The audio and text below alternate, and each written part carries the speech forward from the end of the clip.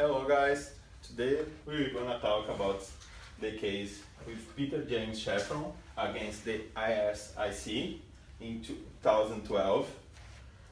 He was nominated as company secretary and general counsel on August of 1998 in the James Hardie Industries Limited, but the company secretary was formalized just in November of 1998. Now we're going to talk about the problem that had in this time. In February of 2001, that had a restructuration in this business about the asbestos liabilities when two subsidiaries with the greatest exposure to asbestos claims were separated from the main group, MRCF.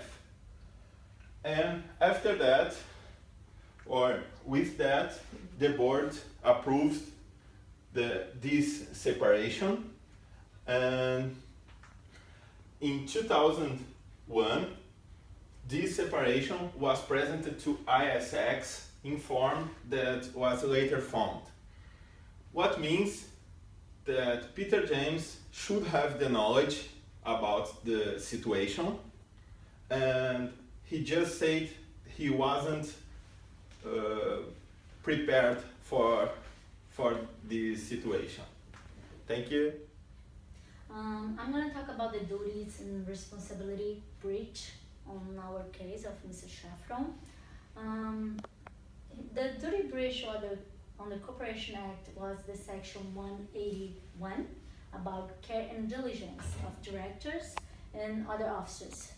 That it states that the directors must exercise their powers and discharge their duties with degree of care and diligence that a reasonable person would exercise if they were, in the case, a director, officer of a corporation. On the Section 9 of the Corporation Act, explain what is an officer. An officer is a director or secretary of the corporation, or a person that makes or participates in making decisions that affect the whole or substantial part of the business of the corporation, or who has capacity to affect significantly the corp's financial standing, which was the case of Mr. Shafron as a counselor and secretary. Explain a little bit about the court decision. The main problem with this situation was Shafron failed in two different points. He failed in advise the board about the separation proposal, and he failed in advise that the actuarial report have a misleading.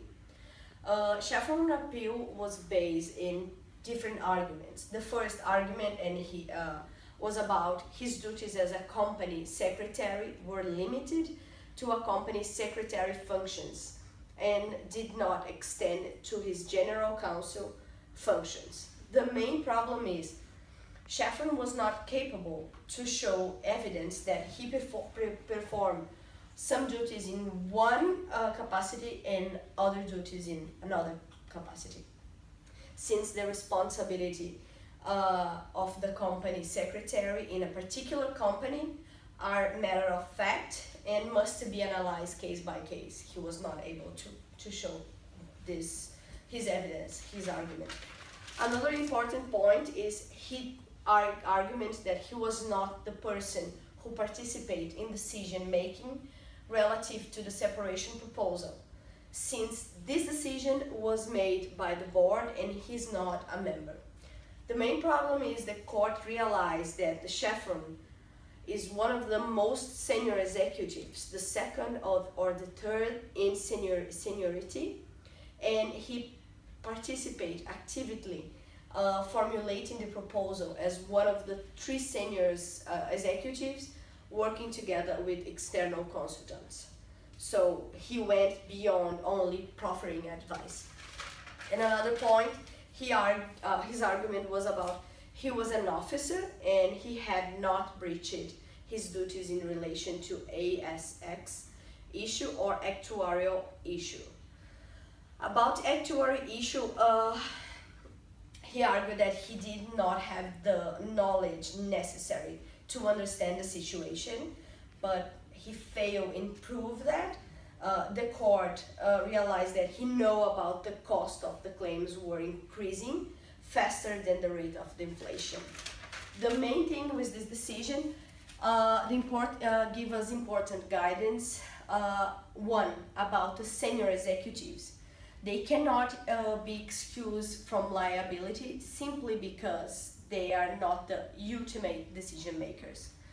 Another important thing is the engagement of external specialist advisors may or may not eliminate the overlapping responsibilities of the company officers, and a company secretary has with specialized skills.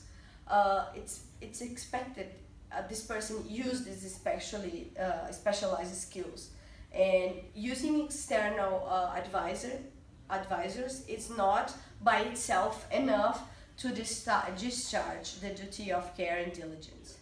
As a group, we've been able to ascertain a critical analysis on the Peter James Shafron vs. ASIC case, which happened in 2012. As a result of this, the duty of a secretary was brought down by Mr. Shafron, all because of negligence of that office. The duty of a secretary is indivisible. It's a function that is attached with different criteria, being an officer and a senior officer for that matter in this firm. James Hardy Industries suffered as a result of that negligence coming from James Shafron first on this case of ASIC. Because of this, most of the officers were fined, although Mr. James Shafron got the highest fine, which is $75,000, with 7 years disqualification from his role as the company secretary. This case is a case we all need to take note of, because we all are potential officers for tomorrow. So in analyzing this case, it has taught us as a group to partake actively, more than just being an officer of a particular role. You have to partake actively by creating avenues to contribute to critical decisions that happen in companies like this. In a nutshell, I'll say Mr. James Shafron was able to bring to note to the table the various consequences that can come up as a result of this kind of negligence. In the future, I believe this will not happen if due care was taken by Mr. Shafron by not neglecting the fact that his role extends more than what he is presently. Thank you.